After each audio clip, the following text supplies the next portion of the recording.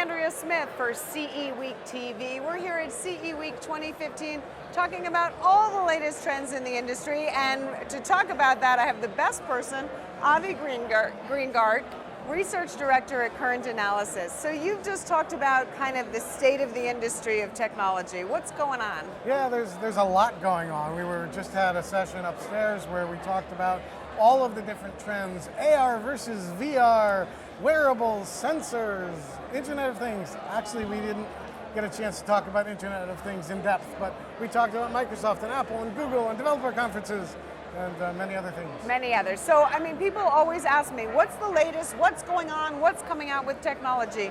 You are at the forefront, you've been to some of these conferences. What's Google doing?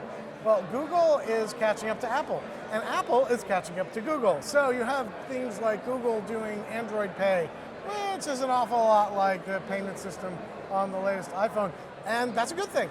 So sometimes when Apple comes out with something, Google will realize that that's a better way of doing it, and then you have, on the flip side, Apple came out with what looks an awful lot like Windows 8, being able to put up multiple apps on each side, because these are good ideas, and we're seeing them proliferate throughout the industry.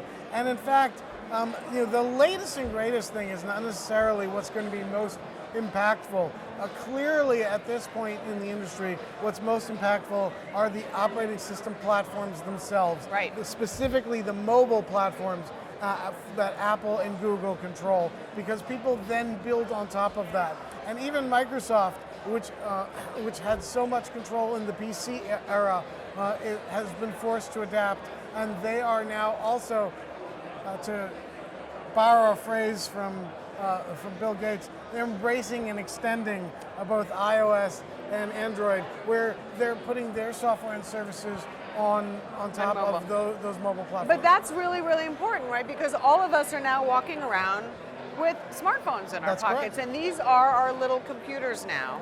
And so they're building on these, so now we're going to have things like Apple's HomeKit and Google apps to help us now go to the next step, correct? Like with smart homes, IoT, AR, VR. And wearables, so absolutely. So we're seeing wearables here at the show. There's somebody showing off a little ring that has no user interface on the ring itself. It's just a sensor. We've had clips for sensors. We've had, there's another company on the other side that has a Bluetooth headset that's got a sensor. And then yes, the phone becomes the control center. It becomes the point where we can see all the data that's being collected.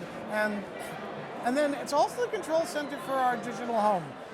And so you can control your thermostat, you can see who's at the front door. I even recently bought a refrigerator that has Wi-Fi, so I know that my vegetables are nice and crisp at all times, wherever I am in the world. I have a light bulb that lets me play the music from my phone right to a speaker on an LED light. That's one way of doing it. Yep. I will tell you that the Sonos in my house is probably the most used technology by every family member aged 2.5 and on up, where there are constant requests for different playlists.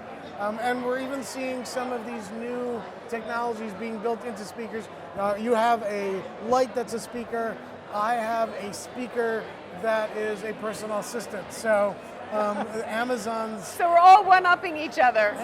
Amazon's Echo. They put Alexa in there, and my 2.5-year-old will walk up to it and say, Alexa, play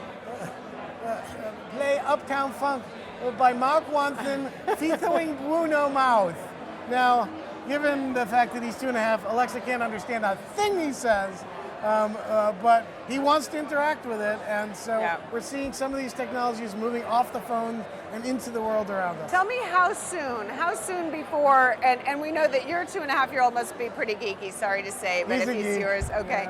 How soon before the average person is really going to be not only embracing, but making real-time use of these sensors and these things in our phones to kind of better their everyday life? Well, I mean, in terms of fitness data today, I mean, we're just take a look at the IPO that Fitbit just had. The reason their stock is doing well is because they're profitable, which is always a nice thing if you sell things. And so people are buying these now and putting them on.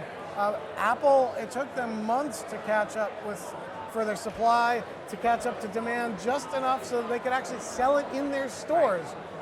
So we don't have exactly the number of how many they're sold, but I think it's safe to say in the millions. So these are going beyond the earliest of early adopters, particularly in the fitness band segment, where the prices are as low as $30.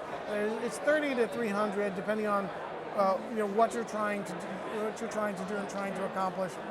Where consumer demand hasn't caught up with what vendors are trying to bring is probably in the Internet of Things, digital home space.